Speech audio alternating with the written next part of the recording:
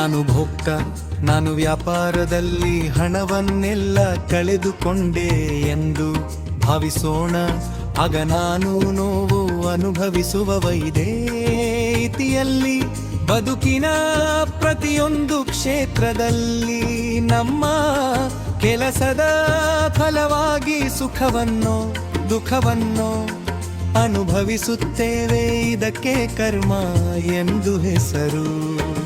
ಭಗವದ್ಗೀತೆಯು ಈಶ್ವರ, ಜೀವ, ಪ್ರಕೃತಿ, ಕಾಲ ಮತ್ತು ಕರ್ಮ ಎಲ್ಲವನ್ನೂ ವಿವರಿಸುತ್ತದೆ. ಹೀಗೆಲ್ಲದರಲ್ಲಿ ಈಶ್ವರ, ಜೀವಿಗಳು, ಪ್ರಕೃತಿ ಮತ್ತು ಕಾಲ ಅನಂತ ಪ್ರಕೃತಿಯ ಅಭಿವೃದ್ಧಿಯು.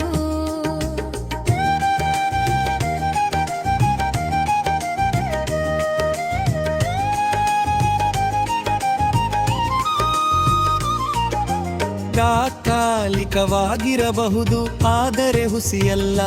ಕೆಲವರು ತತ್ವಶಾಸ್ತ್ರಜ್ಞರು ಭೌತಿಕ ಪ್ರಕೃತಿಯ ಸೃಷ್ಟಿಯು ಹುಸಿ ಎನ್ನುತ್ತಾರೆ. ಆದರೆ ಭಗವದ್ಗೀತೆಯ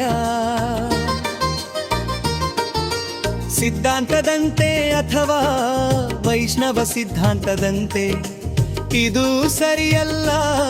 ಜಗತ್ತಿನ ಅಭಿವ್ಯಕ್ತಿ ಹುಸಿ ಎಂದು ಅದು ಒಪ್ಪುವುದಿಲ್ಲ.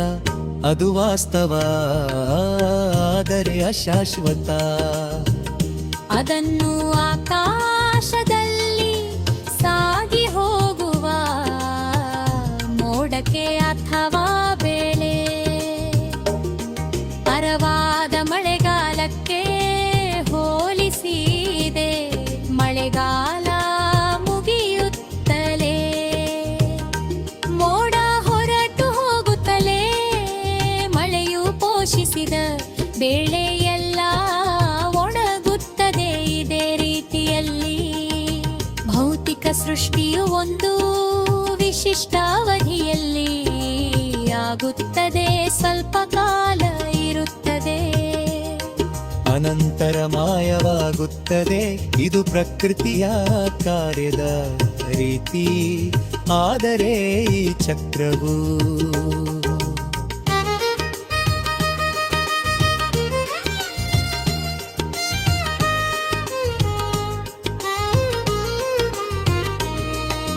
ನಿರಂತರವಾಗಿ ಕೆಲಸ ಮಾಡುತ್ತಿದೆ. ಆದ್ದರಿಂದ ಪ್ರಕೃತಿಯು ನಿರಂತರ. ಅದು ಹುಸಿಯಲ್ಲ. ಭಗವಂತನು ಅದನ್ನು ನನ್ನ ಪ್ರಕೃತಿ ಎಂದು ಕರೆದಿತ್ತಲೇ. ಭೌತಿಕ ಪ್ರಕೃತಿಯು ಭಗವಂತನಿಂದ ಬೇರ್ಪಟ್ಟ ಶಕ್ತಿ. ಇದೇ ರೀತಿಯಲ್ಲಿ ಜೀವಿಗಳು ಸಹ ಭಗವಂತನ ಶಕ್ತಿ. ಆದರೆ ಅವರು ಬೇರ್ಪಟ್ಟವರಲ್ಲ. ನಿರಂತರವಾಗಿ ಸಂಬಂಧ ಹೊಂದಿರುವವರು.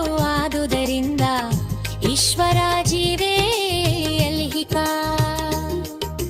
ಪ್ರಕೃತಿ ಮತ್ತು ಕಾಲ ಇವಕ್ಕೆ ಪರಸ್ಪರ ಸಂಬಂಧವಿದೆ. ಇವೆಲ್ಲವೂ ಸನಾತನ. ಆದರೆ ಕರ್ಮವು ಸನಾತನ ಬಲ್ಲ. ಕರ್ಮ ಫಲಗಳು ಬಹು ಪ್ರಾಚೀನವಾದಿರುವವುದು.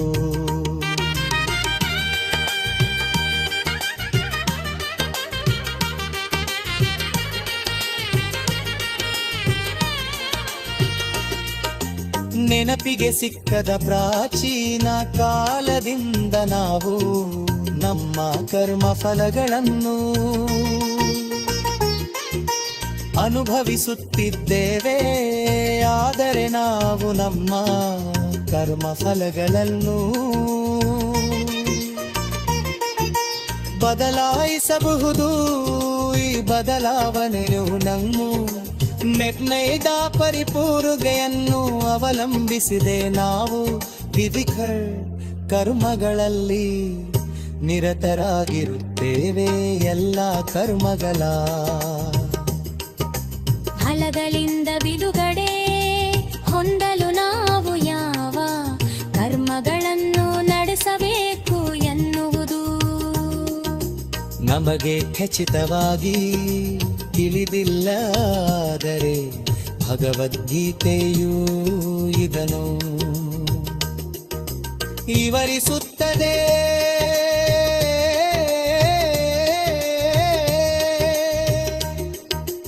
ಈಶ್ವರನ ಸ್ಥಾನ ಪರಮ ಪ್ರಜ್ಞೆಯದು, ಜೀವಿಗಳು ಈಶ್ವರನ ಇವೆಲ್ಲ ಅಂಶಗಳಾದದ್ದರಿಂದ ಅವರಿಗೂ ಪ್ರಜ್ಞೆಯುಂಟು.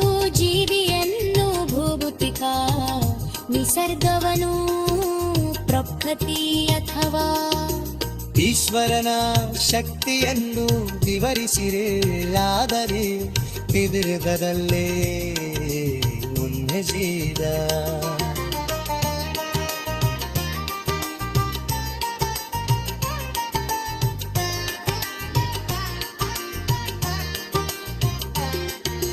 ಪ್ರಜ್ಞೆಯನ್ನು ಪಡೆದಿದ್ದಾರೆ, ಇಲ್ಲೊಂದು ಪ್ರಕೃತಿಯು ಪ್ರಜ್ಞೆಯನ್ನು ಪಡೆದಿಲ್ಲ.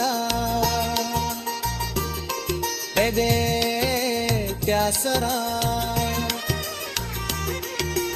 ಈಶ್ವರನ ಪ್ರಜ್ಞೆಯನ್ನು ಹೋಲು ಬೆಳೆದರು. ಪ್ರಜ್ಞೆಯು ನಿರ್ವಾಚನ ಪ್ರಕೃತಿಯನ್ನು ಗೆಳೆದೆ. ಈಶ್ವರನನು ಭರಮ ಪ್ರತಿಯಾದನ ಜೀವಿ ಪರಮ ವ್ಯಕ್ತಿಯಾದರಿಲ್ಲ.